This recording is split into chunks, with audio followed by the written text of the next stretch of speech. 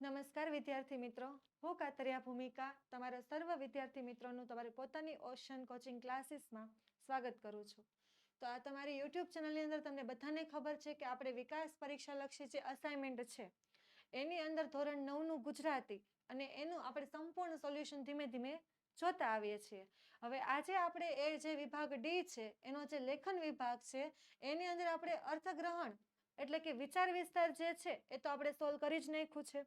અને સાથે સાથે હવે આપણે શું કરવાનું છે, તો જો આજે આપણે અહેવાલ લેખન અથવા તો પત્ર લેખન આ બંને પ્રશ્ન તમારે જે ઓપ્શનમાં પૂછાય છે, યા તો તમે અહેવાલ લખી શકો છો યા તો તમે પત્ર લખી શકો છો. તો એ પ્રશ્નનું સોલ્યુશન આપણે આની અંદર આજે જોવાના છીએ. તો શરૂ કરીએ આપણે. તો જો સૌથી પહેલા વિદ્યાર્થી મિત્રો, તમારા ધોરણ 9નું જે આ વિકાસ પરીક્ષા લક્ષી જે અસાઇનમેન્ટ છે એ અસાઇનમેન્ટ પણ તમે તમારી ઓશન કોચિંગ ક્લાસીસમાંથી મેળવી શકો છો. તો એ માટે તમારે શું કરવાનું છે, તો અસાઇનમેન્ટ મેળવવા માટેની લિંક તમને ડિસ્ક્રિપ્શન બોક્સની અંદર આપવામાં આવેલી છે. જો અને લિંક ઉપરથી તમને ક્યાંય ખ્યાલ આવતો હોય તો તમે આપણો જે કોન્ટેક્ટ નંબર છે 7046222254 એના ઉપર કોન્ટેક્ટ કરીને પણ માહિતી મેળવી શકો છો. અને તમને આ અસાઇનમેન્ટ ઘર બેઠા મળી જાય તેવી સુવિધા છે. અને એનું સોલ્યુશન તો આપણે આની અંદર જોઈ જ રહ્યા છીએ. તો હવે આપણે શરૂ કરીએ. આપણો જે વિભાગ ડી છે એટલે કે આપણો જે લેખન વિભાગ છે એ લેખન વિભાગની અંદર યા તો અહેવાલ લેખન અથવા તો પત્ર લેખન, એટલે આ બે પ્રશ્નો આપણે જે અથવામાં પૂછાય છે એ બેમાંથી તમને જે એક આવડે તમે એને લખી શકો છો. તો આપણી અસાઇનમેન્ટની અંદર આ બંને પ્રશ્નોને લગતા જે પ્રશ્નો આપવામાં આવેલા છે એનું સોલ્યુશન આપણે આની અંદર આજે કરવાના છીએ. તો શરૂ કરીએ. સૌથી પહેલા આપણે જોવાના છીએ અહેવાલ. તો આપણો અહેવાલમાં સૌથી પહેલો અહેવાલ પૂછાણો છે કે તમારા વિસ્તારમાં ભારે વરસાદથી આવેલા વિનાશક પૂરનો આંખે દેખ્યો અહેવાલ તમારે આશરે 100 શબ્દોની અંદર લખવાનો છે. તો સૌથી પહેલા પત્ર હોય તો આપણે સરનામું ને બધું જમણી બાજુ લખીએ, પણ અહેવાલમાં ટૂંકમાં આપણે કયા વિસ્તારની કે કયા શહેરની વાત છે એ અને ટૂંકમાં તારીખ, આ બે વસ્તુ લખી દેવાની હોય છે. અને શરૂ કરીએ. તો આ વર્ષે ગુજરાતના વડોદરા જિલ્લામાં ભારે વરસાદ વરસતા પૂર જેવી ભયાનક પરિસ્થિતિ સર્જાય છે. બરાબર. અને સતત વરસતા વરસાદને કારણે નદી નાળાઓ તોફાની બનીને કિનારા તોડીને વહેવા લાગ્યા છે. અહીંયા એક વાતનું ખાસ ધ્યાન રાખજો કે જે વિસ્તારના વરસાદની વાત કરો તે જ વિસ્તારનો અહીંયા તમે ઉલ્લેખ કરજો. એટલે અહીંયા આવશે વડોદરા. બરાબર. તો જોઈએ, આ વર્ષે ગુજરાતનો જે આ વડોદરા જિલ્લો છે એની અંદર ભારે વરસાદ વરસ્યું અને ભારે વરસાદને કારણે ત્યાં શું આવ્યું, તો પૂર જેવી ભયાનક પરિસ્થિતિ સર્જાઈ ગઈ. હવે આ સતત જ જે વરસતો વરસાદ છે એના કારણે શું થાય છે, તો નદી અને નાળાઓ બધું તોફાનો બની અને કિનારા તોડી અને વહેવા લાગે છે. એટલે કે પાણી બહાર આવી જાય છે અને શહેરના મુખ્ય માર્ગો, શેરીઓ અને બજારોની અંદર પાણી ભરાઈ જતા વાહન વ્યવહાર સંપૂર્ણપણે અસ્તવ્યસ્ત થઈ ગયો, અથવા તો એમ કહીએ તો વાહન ચલાવવાનું પણ મુશ્કેલ બની જાય છે. સંચાર વ્યવસ્થા બંધ થઈ જતા લોકો બહારની દુનિયા સાથેનો સંપર્ક ગુમાવી બેઠા. સંચાર એટલે કે આપણે જે ટેલિફોન અથવા તો નેટ એનો જે યુઝ કરતા હોય, જે વાતચીતનું માધ્યમ હોય એ એકદમ બંધ થઈ જાય છે. એટલે કે બહારની દુનિયા સાથે આપણો સંપર્ક કેવો થઈ જાય છે, બંધ થઈ જાય છે. અને ઘણા વિસ્તારોના ઘરોમાં પાણી પણ ઘૂસી ગયા હતા. જે નીચાણવાળા વિસ્તારો હોય, જેના ઘર નીચાણવાળા વિસ્તારોની અંદર આવેલા હોય, એના ઘરની અંદર પણ પાણી ઘૂસી જાય છે. સલામત સ્થળોએ તે લોકોને ખસેડવા પડ્યા. ખેતરોની અંદર તો પાણી ભરાઈ જ જતા ખેડૂતોની મહેનત શું થઈ, તો બગડી ગઈ અને પાકને પણ ભારે નુકસાન પહોંચ્યું. પશુઓ માટે ચારા અને પીવાના પાણીની તંગી ઊભી થઈ ગઈ, કેમ કે ખેતીની અંદર કોઈ કઈ પાક પાકી શક્યો નહીં. દુકાનો, કચેરીઓ, શાળાઓ બધું બંધ થઈ જતા જીવન લગભગ સ્થગિત થઈ ગયું. એટલે કે જાણે કેટલાક દિવસમાં તે અટકી ગયું હોય એવું લાગ્યું. આવી પરિસ્થિતિમાં આંખે જોતા એક અજબ અનુભવ થયો. જ્યાં એક તરફ પાણીથી આખું શહેર ઘેરાઈ ગયું હતું, ત્યાં બીજી તરફ માનવતાની ઝાંખી પણ જોવા મળી. કેમ માનવતા? તો જો કે લોકો એકબીજાની મદદ કરવા માટે આગળ આવ્યા.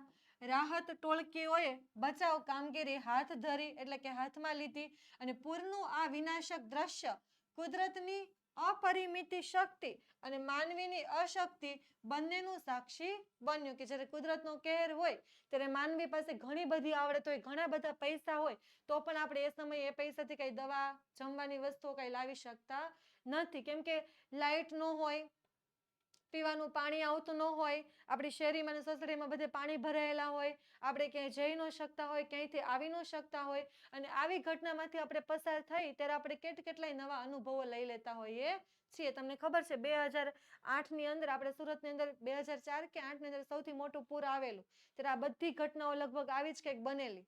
ઘણા બધા વિસ્તારોની અંદર પાણી ભરાઈ ગયેલા હતા, ત્યારે જે ખરાબ પરિસ્થિતિ હતી એ તો બહુ જ ખરાબ હતી.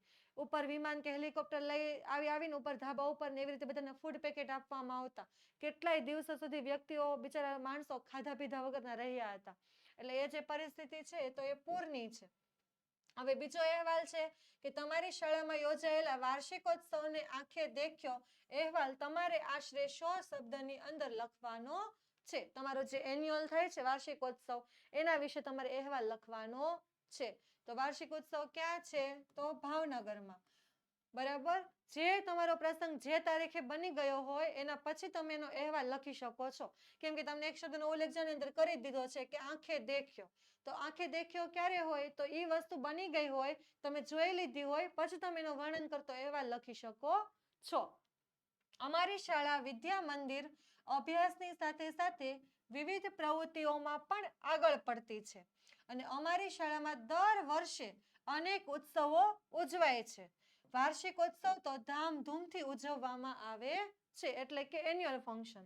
અમારી શાળાનો વાર્ષિકોત્સવ 20મી જાન્યુઆરી 2023ના રોજ ટાગોર હોલમાં ઉજવવામાં આવ્યો હતો અને પ્રથમ શો સાંજના 4 વાગ્યે અને દ્વિતીય શો 7 વાગ્યે શરૂ થયો હતો. આ વાર્ષિક ઉત્સવની માહિતી છે કે ભાઈ અમે ટાગોર હોલની અંદર એની ઉજવણી કરેલી હતી, જેની અંદર પ્રથમ શો 4 વાગ્યે અને દ્વિતીય એટલે કે બીજો શો 7 વાગ્યે. શરૂઆતમાં શું કરેલું? તો માં સરસ્વતીની પ્રાર્થના કરી અને દીવડા નૃત્યથી કાર્યક્રમની શરૂઆત કરી હતી. ત્યારબાદ વિવિધ મનોરંજન કાર્યક્રમો રજૂ થયા હતા. તેની અંદર શું હતું? તો રાસ ગરબા હતું, પછી ભાંગડા નૃત્ય હતું, નાટક હતું, એકપાત્રીય અભિનય, આ વગેરે વસ્તુઓનો સમાવેશ થતો હતો અને વિદ્યાર્થીઓએ ખૂબ જ ઉત્સાહભેર તેની અંદર ભાગ પણ લીધો હતો, એટલે કે પાર્ટિસિપેટ કર્યું હતું. વાલીઓએ અને આમંત્રિત મહેમાનોએ સુંદર પ્રતિભાવ આપીને વિદ્યાર્થીઓનો ઉત્સાહ પણ વધાર્યો હતો. એકપાત્રીય અભિનયમાં વર્તમાન સમયની માંગ દીકરીને બચાવો, તેને ભણાવો પર આબેહૂબ અભિનય કરવામાં આવેલો હતો. એટલે કે એકપાત્રીય અભિનયનો વિષય પણ અહીંયા જણાવવામાં આવ્યો છે. નાટકમાં વર્તમાન યુવા પેઢીની સમસ્યાઓ અને સમાજ દર્શન વિશે આબેહૂબ રજૂઆત કરવામાં આવેલી હતી. પછી નૃત્ય નાટિકામાં બાળલીલા રજૂ થઈ હતી અને કાર્યક્રમના સમાપનમાં આચાર્યશ્રીએ ટૂંકું એવું અને પ્રેરક પ્રવચન પણ આપ્યું હતું, એટલે કે સ્પીચ કીધી હતી. અને તેમણે કાર્યક્રમમાં ભાગ લેનારા વિદ્યાર્થીઓ અને કાર્યક્રમ તૈયાર કરાવવામાં મદદ કરનાર શિક્ષકો અને સહાયક કર્મચારીઓને અભિનંદન પણ આપ્યા હતા કાર્યક્રમની સફળતા બદલ. એટલે આવી રીતે વાર્ષિક ઉત્સવનું આયોજન છે એ ભાવનગરની વિદ્યા મંદિર વાળી જે સ્કૂલ છે એની અંદર વાર્ષિકોત્સવનું આયોજન કરવામાં આવેલું હતું. ત્યારબાદ છે કે તમારી શાળામાં યોજાયેલા રમોત્સવનો તમારે અહેવાલ તૈયાર કરવાનો છે. તો રમોત્સવમાં શું હોય? તો જો અહીંયા વિષય લખ્યો છે, લખો તો પણ ચાલે. શાળામાં યોજાયેલો રમોત્સવ, બરાબર. તારીખ 29/1/2023. અમારી શાળામાં દર વર્ષે રમોત્સવનું આયોજન કરવામાં આવે છે, એટલે કે યોજવામાં આવે છે અને આ વર્ષે પણ જાન્યુઆરીની 27મી અને 28મી તારીખે અમારી શાળાનો રમોત્સવ યોજવામાં આવ્યો હતો. અમારી શાળાના બાલ મંદિરથી ધોરણ 12 સુધીના તમામ બાળકો અનેરા ઉત્સાહ અને આનંદ સાથે શાળાના મેદાનમાં સવારે 7:30 વાગ્યે આવી અને ગોઠવાઈ ગયા હતા. કેમ કે અમથી રમવું તો બહુ જ ગમતું હોય, એટલે રમોત્સવ તો તમારો બધાનો પ્રિય હોય. કાર્યક્રમની શરૂઆત કઈ રીતે થઈ? તો પહેલા સમૂહ પ્રાર્થના કરવામાં આવી, એટલે કે બાળ મંદિરથી ધોરણ 12ના બધા જ વિદ્યાર્થીઓની એક સાથે પ્રાર્થના થઈ. પછી શાળાના વ્યાયામ શિક્ષક શ્રી બાબુભાઈએ રમતોત્સવ કાર્યક્રમની રૂપરેખા આપી કે કયા પછી કઈ ગેમ રમાવાની છે, રમતના નિયમો શું છે, કઈ મેદાનની અંદર રમવું છે, એના જજ કોણ છે, આવી બધી માહિતી જે છે એ બાબુભાઈ આપે છે. અને મુખ્ય મહેમાનશ્રીનો પરિચય પણ આપ્યો. અમારી શાળાના કોણ તો ભૂતપૂર્વ વિદ્યાર્થીઓ એટલે કે જૂના વિદ્યાર્થીઓ અને નામાંકિત વ્યાયામવીર ચિરંજીવી સતીશ મુખ્ય મહેમાન તરીકે પધાર્યા હતા. મુખ્ય મહેમાનને ધ્વજ ફરકાવ્યો અને એક ટૂંકું પ્રવચન પણ આપ્યું હતું. શાળાના આચાર્યશ્રીએ રમતનું જીવનની અંદર કેવું સ્થાન છે, રમતનું જીવનમાં કેવું મહત્વ છે એ વિશે પ્રેરણાદાયી વ્યાખ્યાન આપ્યું હતું. અને ધ્વજ રક્ષકે બાળકોને ઉત્સાહ પ્રેરક સૂત્રો બોલાવ્યા હતા.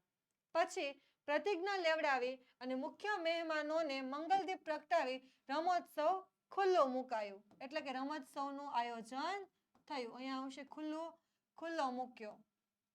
બરાબર. ચાલો, તરત જ વિવિધ રમતોની શરૂઆત થઈ ગઈ અને અલગ અલગ મેદાન ઉપર કબડ્ડી, ખોખો, પછી કઈ ગેમ રમવા મળી તો બાસ્કેટબોલ, આ બધી જ રમતો જે છે એક પછી એક રમતો રમાવા લાગી. ખુલ્લો મૂક્યો. પછી ખોખો, વોલીબોલ, બાસ્કેટબોલ જેવી રમતો એક સાથે તેનો પ્રારંભ થયો. અને અમારી શાળાના વ્યાયામ શિક્ષક બાબુભાઈ સાહેબ તેમની રમૂજી શૈલીમાં રમતોની રનિંગ કોમેન્ટરી આપી રહ્યા હતા. બાળકો કિકિયારીઓ એટલે કે અવાજો કરીને ખેલાડીઓનો ઉત્સાહ વધારતા હતા. જેઓ જીતી રહ્યા હતા તે અતિ આનંદમાં આવી જતા અને નાના બાળકોને માટે સિક્કા શોધ, ચંપલ શોધ, કોથળા દોડ, ત્રિપગી દોડ આવી રમતોનું પણ આયોજન કરવામાં આવેલું હતું. જેમાં સંગીત ખુરશી, પછી દેડકા દોડ, લીંબુ ચમચી આવી બધી રમતો પણ યોજવામાં આવેલી હતી. એમાં સર્જાયેલા અનેક રમૂજ દ્રશ્યો જોવાની ખૂબ જ મજા પડી. ઉપરાંત લાંબો કૂદકો, ઊંચો કૂદકો, ગોળા ફેંક, ભાલા ફેંક, બરછી ફેંક, લાંબી દોડ જેવી રોમાંચક રમતો પણ રમાઈ હતી. આ કાર્યક્રમ વખતે કબડ્ડીની રમતમાં એક વિદ્યાર્થિનીને હાથમાં થોડીક ઈજા થઈ અને એ સિવાય કોઈ અનિચ્છનીય બનાવ બન્યો ન હતો. એટલે કે ઈચ્છા વગરનો અનિચ્છનીય કોઈ આપત્તિવાળો બનાવ બન્યો હતો નહીં. બીજે દિવસે અમારી શાળાના ટ્રસ્ટી શ્રી જયદીપ શાહના વરદ હસ્તે વિજેતાઓને ઇનામ વિતરણ કરવામાં આવ્યું અને વિજેતા વિદ્યાર્થીઓને સૌ વિદ્યાર્થીઓએ તાળીઓના ગડગડાટથી વધાવી લીધા. આચાર્યશ્રીએ સૌને અભિનંદન પાઠવ્યા. આ રીતે અમારો આખો રમોત્સવનો કાર્યક્રમ જે છે સંપૂર્ણ પૂરો થયો. આ સ્કૂલની વાત અને આ રમોત્સવનું આયોજન, તમારા રમોત્સવની અંદર તમે કંઈક અલગ ગેમ રમતા હોય, અલગ કંઈ કરતા હોય તો તમે એના વિશે પણ ડિટેલમાં લખી શકો છો. રમોત્સવના બંને દિવસ દરમિયાન શાળામાં એકદમ ઉત્સાહભર્યું અને અનેરું વાતાવરણ રહ્યું હતું. તમે તમારા રમોત્સવની માહિતી પણ આની અંદર આપી શકો છો. જોઈએ વિદ્યાર્થી મિત્રો, તો તમારું જે આ વિકાસ પરીક્ષાલક્ષી જે અસાઇનમેન્ટ છે એ અસાઇનમેન્ટ તો તમે અહીંયાથી ઓશન કોચિંગ ક્લાસીસ પાસેથી મેળવી જ શકો છો, પણ સાથે સાથે તેના સોલ્યુશનની પીડીએફ પણ તમે ડાઉનલોડ કરી શકો છો. એના માટે તમારે પ્લે સ્ટોરમાં જઈ અને આપણી જે ઓશન કોચિંગ ક્લાસીસ છે એની જે આ લિંક છે એને ઓપન કરવાની, એપ્લિકેશન ડાઉનલોડ કરવાની અને એની લિંક પણ તમને નીચે પીડીએફ મેળવવાની લિંક તમને નીચે ડિસ્ક્રિપ્શન બોક્સની અંદર આપવામાં આવેલી છે. અને તમે જો પ્લે સ્ટોર ઉપરથી આપણી એપ્લિકેશન ડાઉનલોડ કરશો તો એમાંથી પણ તમને સોલ્યુશનની પીડીએફ મળી રહેશે. એ માટે તમને કાંઈ પણ તકલીફ હોય તો તમે 70 46 22 22 54 ઉપર કોન્ટેક્ટ કરી અને આના કોઈ પણ બાબત વિશે કાંઈ પણ ક્વેરી હોય તો તમે માહિતી મેળવી શકો છો અને પછી સહેલાઈથી તમે અસાઇનમેન્ટ સોલ્યુશન સાથે મેળવી શકો છો. હવે છે ને પછીનો ચોથો અહેવાલ, તો તમારી શાળામાં સ્વયં શિક્ષણ દિન, જો કે હમણાં પાછો ફરી આવે જ છે 5 સપ્ટેમ્બરે, બરાબર. તો એ સ્વયં શિક્ષક દિન જે છે એની ઉજવણી થાય છે. તો એનો તમારે આંખે દેખ્યો અહેવાલ 100 શબ્દની અંદર લખવાનો છે. જોઈએ, અમારી શાળામાં સ્વયં શિક્ષણ દિન એટલે વિદ્યાર્થીઓ શિક્ષક બને તે, એનો ખૂબ જ ઉમંગ અને ઉત્સાહ સાથે ઉજવવામાં આવ્યો હતો. સવારે પ્રાર્થના સભામાં મુખ્યાધ્યાપક શ્રીએ આ દિવસનું મહત્વ સમજાવ્યું અને તેમણે કહ્યું કે આ દિવસ દ્વારા વિદ્યાર્થીઓમાં જવાબદારીની ભાવના, આત્મવિશ્વાસ, શિસ્ત અને શિક્ષકના કાર્ય પ્રત્યે માન સન્માન વિકસે છે. જો આ બધા ગુણો છે એ જ્યારે પોતે શિક્ષક બને ત્યારે એની અંદર આવે છે. શું શું વસ્તુ? જો તો જવાબદારીની ભાવના, આખો ક્લાસ હેન્ડલ કરવો પડે, 4 થી 5 લેક્ચર લેવા પડે, તો એ જવાબદારી છે એ નિભાવવાની ભાવના આવે. પછી પોતાના ઉપર આત્મવિશ્વાસ આવે. 50-60 વિદ્યાર્થીઓની સાથે પોતે ભણાવે એક વિદ્યાર્થીની તરીકે, તો એની અંદર આત્મવિશ્વાસ કેળવાય. શિસ્ત આવે કે બધાની સામે એને કઈ રીતે વર્તવું જોઈએ. અને બધા કરતા મહત્વની વાત કે શિક્ષકના કાર્ય પ્રત્યે માન સન્માન વિકસે કે મારા મેડમ રોજ કેટલું સહન કરતા હશે, કેમ ભણાવતા હશે. એને એક દિવસ લેક્ચર લે ત્યાં ખબર પડી જાય કે અમને તો ખાલી શિક્ષકોને હેરાન કરતા જ આવડે, પણ શિક્ષકોના સ્થાને એક વખત ઊભા રહે તો ખબર પડે કે કેટલું અઘરું છે. એટલે એ વસ્તુ એને ખબર પડે.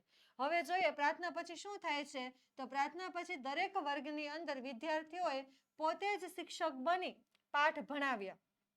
ઘણા મિત્રો ઘરેથી સારી તૈયારી કરીને આવ્યા હતા. કોઈએ વ્યાકરણ ભણાવ્યું, કોઈએ વાર્તા કહી, કોઈએ કવિતા સમજાવી, તો કોઈએ ચિત્ર દોરાવ્યું. વર્ગમાં સૌ વિદ્યાર્થી ગંભીરતાથી સાંભળતા હતા. અમને પણ શિક્ષક બની અને પાઠ ભણાવવાનો અવસર મળ્યો, એટલે કે ખૂબ જ મજા આવી. અને શરૂઆતમાં થોડી ગભરામણ થઈ, પરંતુ પછી આનંદનો અનુભવ થયો.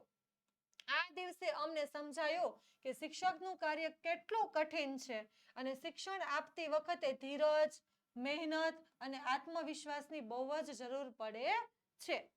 વર્ગને સંભાળવા માટે શિક્ષકને કેટલો પ્રયત્ન કરવો પડે છે એનો અનુભવ આજે અમને થયો હતો. દિવસના અંતે શિક્ષકશ્રીએ સૌ વિદ્યાર્થીઓને અભિનંદન આપ્યા અને કહ્યું કે અમે જે અનુભવ કર્યો તે આપણા ભવિષ્ય માટે ખૂબ જ ઉપયોગી રહેશે.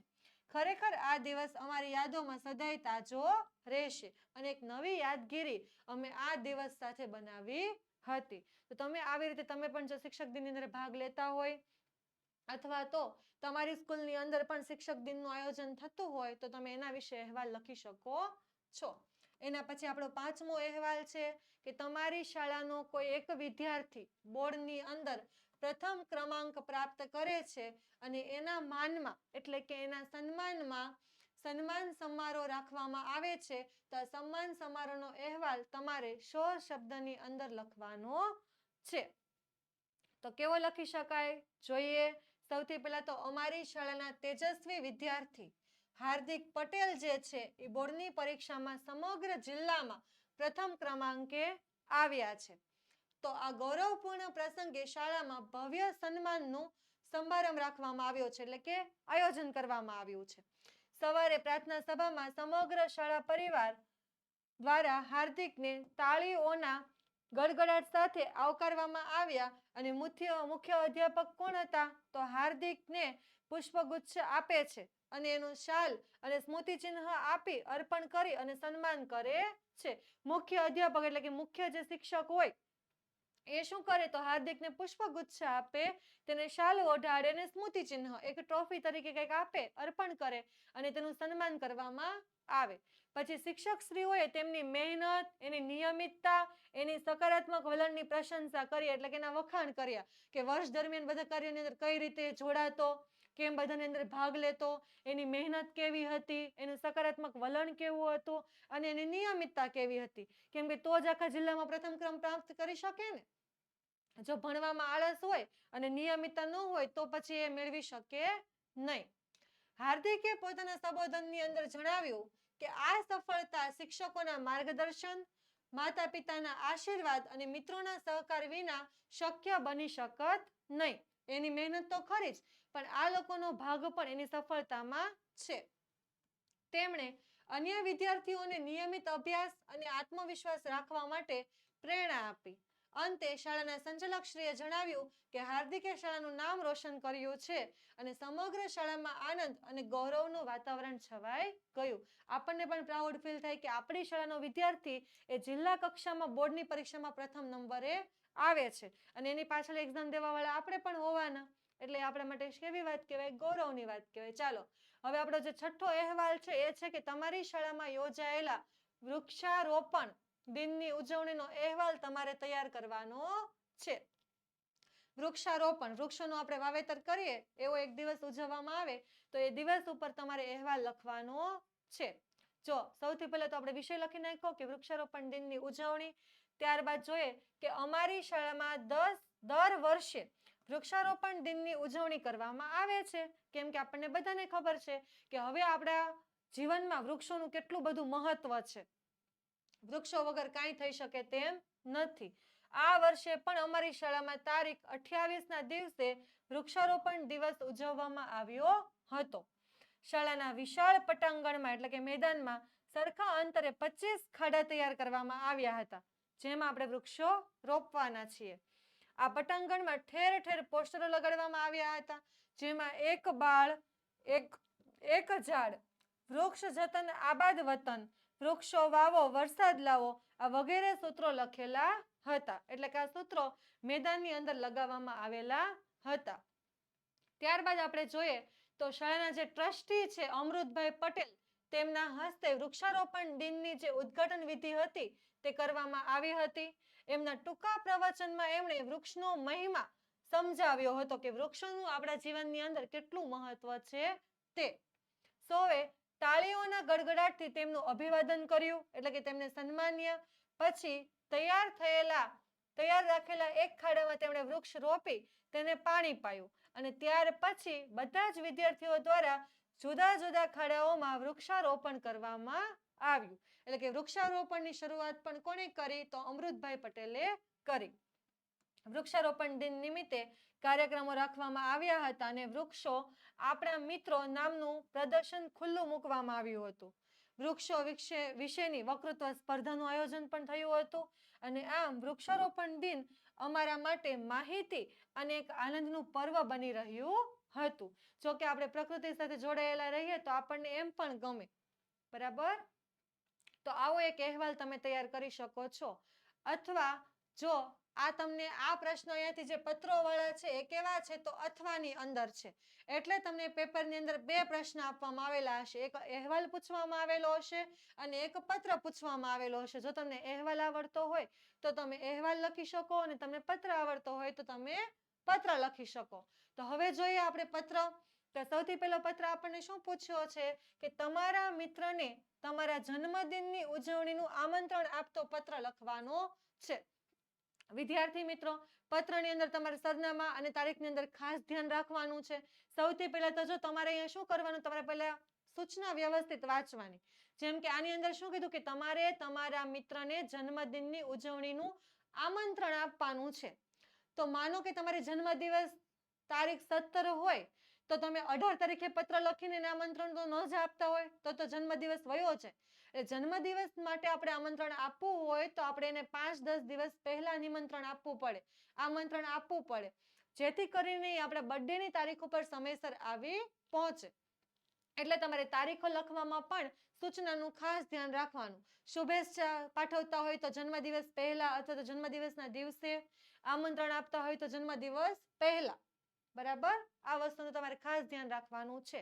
તો શરૂ કરીએ. સૌથી પહેલા તો છે દર્શન પી ભટ્ટ, સોસાયટી છે Harsiddh society, Mehsana, pin code number 384202 અને તારીખ છે 14/9/2023. હવે સંબોધનમાં શું કીધું છે? તો પ્રિય મિત્ર હેનિલ, જેને આપણે પત્ર લખીએ છીએ તે. અને અહીંયા કોનું સરનામું નામ આવશે? તો જે અત્યારે પત્ર લખી રહ્યો છે તે. બરાબર? ચાલો જોઈએ. સૌથી પહેલા શું કહે છે કે કેમ છે? મજામાં જ હોઈશ, હું પણ અહીં મજામાં છું અને તારા ઘરમાં પણ બધા કુશળ જ હશે. એવી રીતે સૌથી પહેલા પેરેગ્રાફની અંદર સમાચાર પૂછે છે કે ભાઈ તું કેમ છે? મજામાં છે ને? મને આશા છે કે તું મજામાં જ હોઈશ અને હું પણ અહીંયા મજામાં જ છું અને તારા ઘરમાં પણ બધા કુશળ હશે, એટલે કે સ્વસ્થ શાંત હશે એવું હું માનું છું. એના પછી જોઈએ તો તને મારા જન્મદિવસનું આમંત્રણ આપવા માટે હું આ પત્ર લખી રહ્યો છું. તને તો ખબર જ હશે કે 16 સપ્ટેમ્બરે મારો જન્મદિવસ આવે છે. જો કઈ તારીખે જન્મદિવસ આવે છે? તો 16 સપ્ટેમ્બરે. તો આપણે જોઈ લઈએ આપણે કઈ તારીખ મારી છે અહીંયા. તો અહીંયા આપણે તારીખ મારી છે 14, એટલે કે 2 દિવસ પહેલા. અને ત્યાં તો આપણે 2 દિવસ પહેલાની તારીખ મારી હોય તો જ આપણે 16 તારીખે એને બોલાવી શકીએ. એટલે એ વાતનું તમારે ખાસ ધ્યાન રાખવાનું. દર વર્ષે મારા જન્મદિવસ પર મારા મમ્મી પપ્પા એક પાર્ટીનું આયોજન કરે છે, એટલે કે સેલિબ્રેશનની તૈયારી કરે છે કે સેલિબ્રેશન ઓર્ગેનાઇઝ કરે છે, એના માટે મારા બધા જ મિત્રોને આમંત્રણ આપે છે. આ વર્ષે પણ તેમણે મારા જન્મદિવસની પાર્ટીનું આયોજન કર્યું છે અને મારા બધા જ મિત્રોને આમંત્રણ પણ આપવા કહ્યું છે. તો મેં આપણા બધા જ મિત્રોને બોલાવ્યા છે. આપણે બધા પાર્ટીમાં ખૂબ જ એન્જોય કરીશું, એટલે કે મજા કરીશું. જન્મદિવસની પાર્ટી સાંજે 6 વાગ્યાથી શરૂ થશે. આપણે નિમંત્રણ આપીએ એટલે આપણે ટાઈમ પણ કેવો પડે. તો શું કહે છે કે જન્મદિવસની જે પાર્ટી છે એ સાંજે 6 વાગ્યે શરૂ થશે અને આનંદ થશે કે તું મારા જન્મદિવસની પાર્ટીમાં આવીશ. શું કહે છે એના મિત્રને કે જો તું મારા જન્મદિવસના સેલિબ્રેશનની અંદર આવીશ તો મને આનંદ થશે અને હું તારી રાહ જોઈશ. મમ્મી પપ્પાને મારા પ્રણામ કહેજે અને લિખિતન તારો મિત્ર દર્શન. જે તમે નામ એડ્રેસની અંદર ઉપર લખ્યું હોય એ પત્ર લખવા વાળો છે એટલે એનું જ નામ છેલ્લે તમારે લખી દેવાનું અને સંબોધનમાં તમે જેને પત્ર લખતા હોય એ મિત્રનું નામ લખવાનું. હવે વિદ્યાર્થી મિત્રો, વિકાસ પરીક્ષા લક્ષી અસાઇનમેન્ટની PDF જો તમારે સોલ્યુશનની ડાઉનલોડ કરવી હોય તો આપણા ઓશન કોચિંગ ક્લાસીસના તમારે આ પ્લે સ્ટોર ઉપરથી એપ્લિકેશન ડાઉનલોડ કરી અને એમાંથી તમે સોલ્યુશનની PDF મેળવી શકો છો, અથવા તો PDF મેળવવાની લિંક તમને ડિસ્ક્રિપ્શનની અંદર પણ આપવામાં આવેલી છે.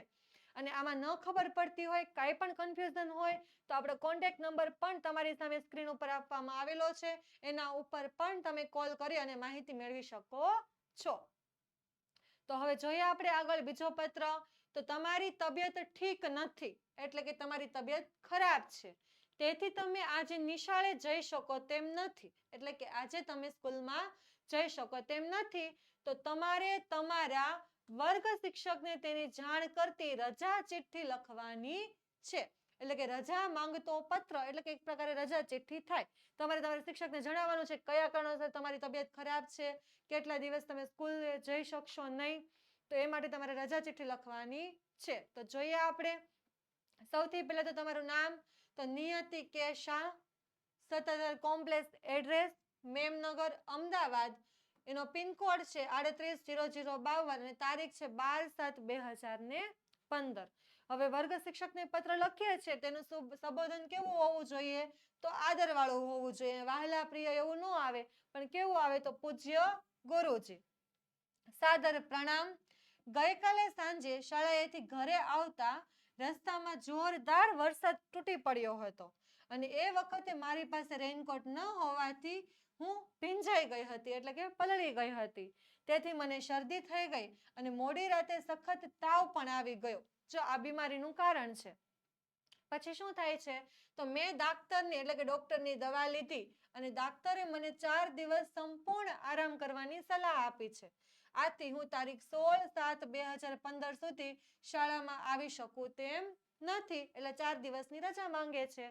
તો મારી આ 4 દિવસની રજા મંજૂર કરવા મહેરબાની કરશો.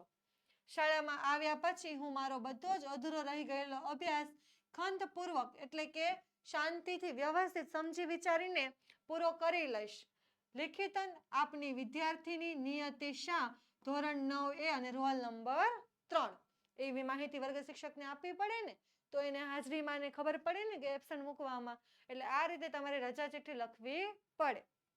એના પછી નેક્સ્ટ આપણે જોઈએ તો તમારી બહેનનો ચિત્ર સ્પર્ધાની અંદર રાજ્ય કક્ષાએ પ્રથમ નંબર આવ્યો છે અને એના માટે થઈ અને તમારે અભિનંદન આપતો પત્ર તમારી બેનને લખવાનો છે.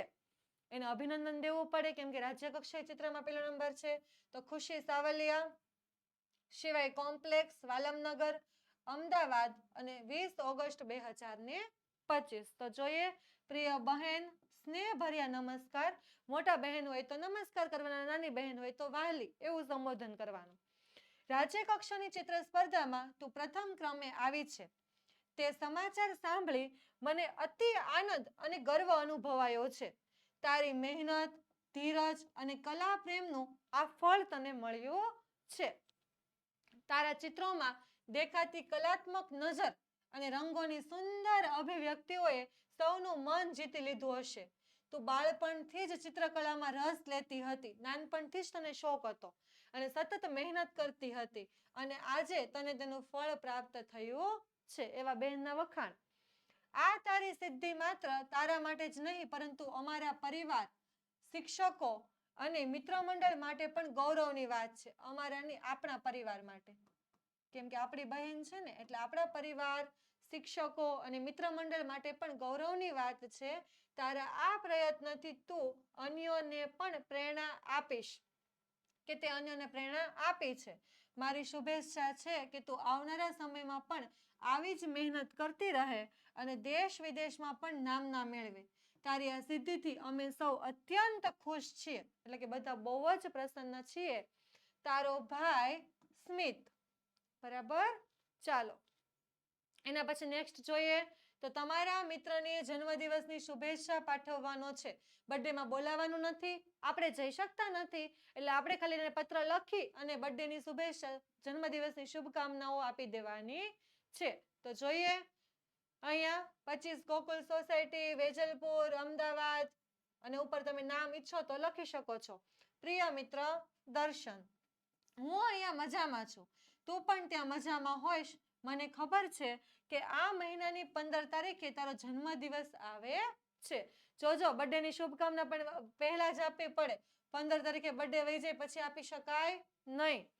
દર વર્ષની જેમ આ વર્ષે પણ તારા મમ્મી પપ્પાએ તારા બધા જ મિત્રો માટે જન્મદિવસ ઉજવવાનું આયોજન કર્યું જ હશે, પણ મારાથી એમાં હાજર રહી શકાશે નહીં.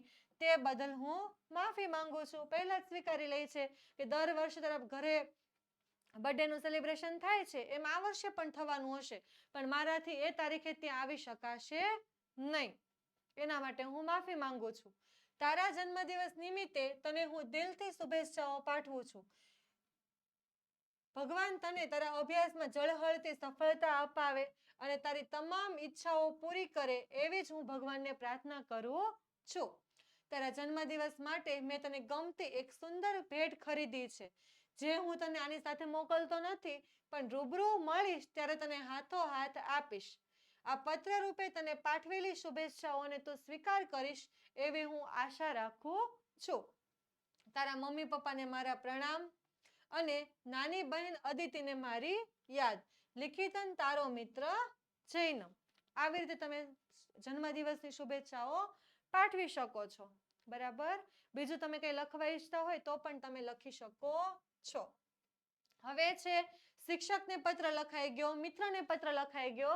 હવે આપણે તંત્રને પત્ર લખવાનો છે. કઈ રીતે? તો જો કે તમારા ગામથી 10 કિલોમીટર દૂર આવેલા રંગ રસાયણના કારખાનાનું દૂષિત એટલે કે પ્રદૂષિત જે પાણી છે એ નદીના જળની અંદર ભળે છે. એટલે એ લોકો પાણીનો નિકાલ એવી રીતે કરે છે કે એ પાણી સીધું નદીમાં ભળે. તેથી નદીનું જળ પીવાલાયક રહ્યું નથી અને આ અંગે ઘટતી કાર્યવાહી કરવા તમારે રાજ્યના જે આરોગ્ય મંત્રી છે એને તમારે અરજી એટલે કે વિનંતી કરવાની છે કે તમે કંઈક આ નદીનું પાણી અમારું ચોખ્ખું રહે એવો કંઈક પ્રયત્ન કરો. તો સૌથી પહેલા એક અલકાપુરી યજ્ઞેશ ભવન ભરૂચ, અને આ છે તારીખ. હવે આનું સંબોધન હોય મંત્રાલયનું, તેનું આવી રીતે આદરવાળું સંબોધન તમારે કરવું પડે. જેમ કે પ્રતિ માનનીય આરોગ્ય મંત્રી શ્રી, એનું નામ આપણને ખબર ન હોય તો આપણે એવો ઉલ્લેખ કરી શકીએ નહીં. મંત્રાલય અને ગાંધીનગર. જો શું આપણે વિનંતી કરીએ છીએ, આની અંદર તમારે વિષય ખાસ લખવો પડે, કેમ કે આપણે કોઈ મંત્રાલયને કંઈક વિનંતી કરતા હોય તો એમાં તમારે ફરજિયાત વિષય જણાવવો પડે.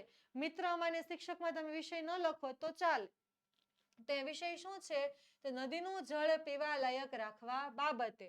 પછી તમારે સંબોધન કરવાનું કે આદરણીય મહોદય, હું ભરૂચ શહેરનો નાગરિક છું અને ઉપર દર્શાવેલા સરનામે રહું છું. આ પત્ર દ્વારા હું મારા શહેરની એક મહત્વની સમસ્યા બાબતે આપનું ધ્યાન દોરવા માંગુ છું કે છેલ્લા કેટલાય દિવસોથી અમારા શહેરથી 10 કિલોમીટર દૂર આવેલા રંગ રસાયણનું જે કારખાનું છે એ કારખાનાના દૂષિત પાણી નદીના પાણીની અંદર ભળે છે. તેથી નદીનું પાણી પીવા લાયક રહ્યું નથી. આ અંગે ઘણીવાર અમારા શહેરની જનતાએ મ્યુનિસિપાલિટીના આરોગ્ય ખાતાને અરજી કરી, પણ તે અંગે હજુ સુધી કોઈ કાર્યવાહી કરવામાં આવેલી નથી. એટલે એ લોકોએ અમારી વાતને સિરિયસલી લીધી નથી. આવું દૂષિત પાણી આમ જ જો વહેતું રહેશે તો તે અંગે તાત્કાલિક કોઈ કાર્યવાહી કરવામાં નહીં આવે તો શહેરમાં રોગચાળો ફાટી નીકળશે અને તેને કારણે પશુ પંખી તથા માણસોના જે જીવન છે એ પણ જોખમમાં મુકાઈ જશે અને તેની પૂરેપૂરી શક્યતાઓ છે.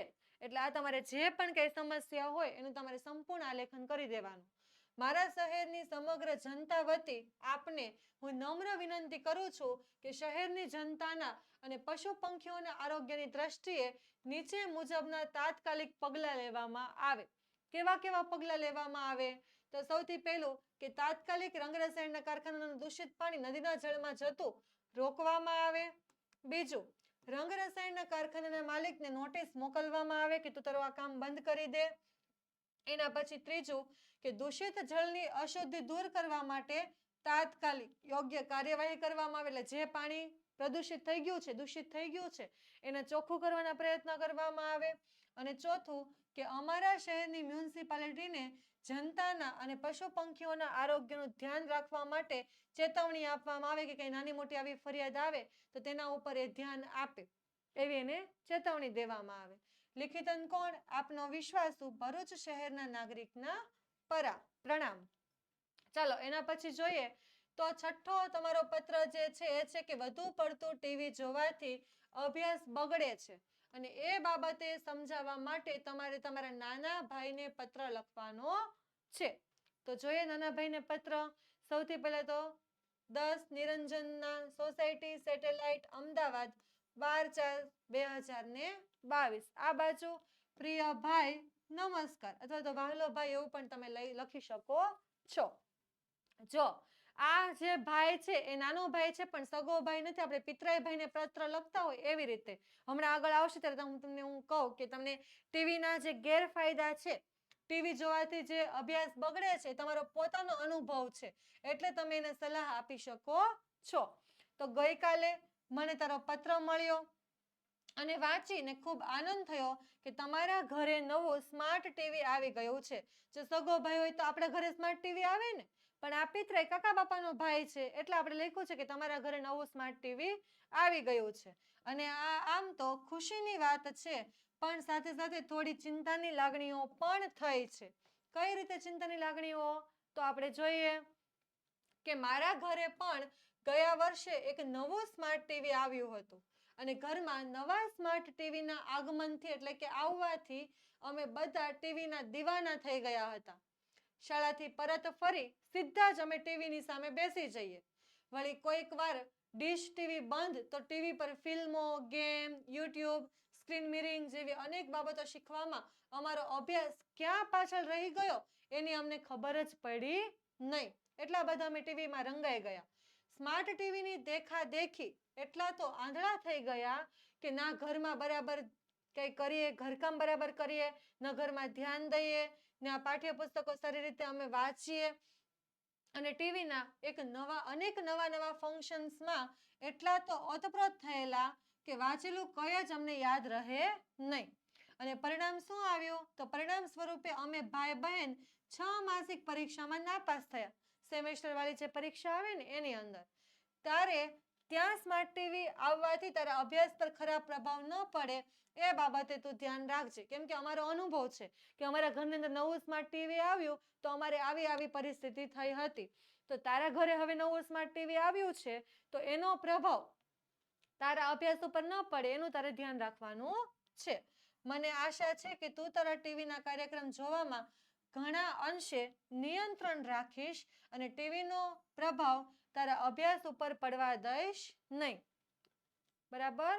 હવે જોઈએ મારા માસીને મારા પ્રણામ કહે છે અને તારા પત્રની હું રાહ જોઈશ. લિખિતન તારી બહેન તારા સોની. માસીનો છોકરો છે. માસીના છોકરાને પત્ર લખ્યો છે એટલે કીધું છે કે મારા માસીને પ્રણામ કહે છે અને હું તારા જવાબની એટલે કે તારા પત્રની રાહ જોઈશ. ચાલો એના પછી આપણે જોઈએ તો તમારી સોસાયટીની પાસે ખડકાયેલા કચરાના ઢગલાને દૂર કરવા માટે મ્યુનિસિપલ કમિશનરને પત્ર લખવાનો છે. બરાબર? તમારી સોસાયટીનો ઢગલો કીધો. અહીંયા તમને ખાલી મ્યુનિસિપલને પત્ર લખવાની વાત કરી છે. કયું મ્યુનિસિપલ એવું કીધું નથી. પણ તમને જો કંઈ ઉલ્લેખ કરે કે સુરત મ્યુનિસિપલને, અમદાવાદ મ્યુનિસિપલને, તો તમને જે મ્યુનિસિપલનું કીધું હોય તમારે એ મ્યુનિસિપલ પ્રમાણે તમારું એડ્રેસ લખવું પડે. એ વાતનું તમારે ખાસ ધ્યાન રાખવાનું. ચાલો અહીંયા Hariom society, Surendra Mangaldas road, satellite, Ahmedabad 380015 પાછો આપણે તંત્રને પત્ર લખીએ છીએ એટલે એનું આદરવાળું સંબોધન હોવું જોઈએ. પ્રતિ માનનીય મ્યુનિસિપલ કમિશનર શ્રી, દાણાપીઠ, અમદાવાદ. વિષય છે કચરાના ઢગલા દૂર કરવા બાબત. તંત્રને લખવાનો પત્ર હોય એટલે ફરજિયાત તમારે વિષય લખી દેવાનો. માનનીય મહોદય શ્રી એવું આદરભર્યું સંબોધન કરવાનું. જય ભારત સાથે જણાવવાનું કે કચરો ભરી જનારી મ્યુનિસિપાલિટીની ગાડી છેલ્લા ઘણા દિવસથી અમારા વિસ્તારમાં આવી નથી. એને લીધે અમારા વિસ્તારમાં ઠેર ઠેર એટલે કે જગ્યાએ જગ્યાએ કચરાના ઢગલા ખડકાઈ ગયા છે. કચરાના ઢગલામાંથી માથું ફાટી જાય તેવી દુર્ગંધ આખા વિસ્તારમાં પ્રસરી રહી છે. આ કચરો રસ્તાઓ ઉપર ધીમે ધીમે ફેલાઈ રહ્યો છે. ઢગલાઓ થઈ જાય એટલે હાલતા ચાલતામાં વાહનો સાથે રસ્તા ઉપર ફેલાવા મળે. તેને લીધે અમારા વિસ્તારમાં માખીઓ અને મચ્છરોનો ભારે ઉપદ્રવ થયો છે. આથી અમારા વિસ્તારના અસંખ્ય લોકોનું આરોગ્ય જોખમમાં મુકાયું છે. જાહેર આરોગ્ય જળવાઈ રહે અને આ પરિસ્થિતિ વધારે વણસે નહીં એટલે કે વધારે પડતી ખરાબ ન થાય તે માટે આપ તાકીદે એટલે કે સમય મર્યાદાની અંદર તમે ઘટતું કરો અને અમને આભારી કરશો એવી અમને આશા છે. આપના સહકારની અપેક્ષા સહ આપનો વિશ્વાસુ આવી રીતે નામ લખી દેવાનું, બરાબર? અથવા તો તમે નાગરિક સોસાયટીના નાગરિક તરીકે પણ તેનો ઉલ્લેખ કરી શકો છો. તો તમે તમારું ધોરણ 9 એટલે કે તમે તમારા ધોરણ 9 વિશેની વધુ પડતી અપડેટ્સ, વધુ પડતી માહિતી મેળવવા માંગતા હોય તો તમે તેના વોટ્સએપ ગ્રુપની અંદર જોઈન થઈ શકો છો. પછી તમારે ઓશન કોચિંગ ક્લાસીસના કોઈ પણ અન્ય કોર્સ વિશે કે કંઈ માહિતી મેળવવી હોય તો તમે આપણો જે સ્ક્રીન ઉપર આપેલો નંબર છે એના ઉપર કોન્ટેક્ટ કરી અને તમે સલાહ સૂચન કે કંઈ પણ ઇન્ફોર્મેશન પણ મેળવી શકો છો. તો જરૂરથી તમે તમારા ગ્રુપની અંદર જોઈન થાજો. આ સાથે આપણો જે અહેવાલ અને પત્રવાળો જે પ્રશ્ન હતો એટલે કે 6 અહેવાલ અને 7 પત્રો, આ બધાનું જ આપણે સંપૂર્ણ સોલ્યુશન આ લેક્ચરની અંદર જોઈ ગયા છીએ. તમે ફરી એક વખત લેક્ચરને જોઈ લેજો. તમને એવું લાગતું હોય તો ફરી એને એક વખત વાંચીને સમજવાનો પ્રયત્ન કરજો. નોટબુકની અંદર લખી લેજો. બીજો કોઈ તમારી પાસે પત્રોના પ્રશ્નો હોય તો એ સોલ્વ કરવાનો પ્રયત્ન કરજો. અને કાંઈ પણ કન્ફ્યુઝન હોય તો તમે ચેટ બોક્સની અંદર જણાવી શકો છો. Thank you so much.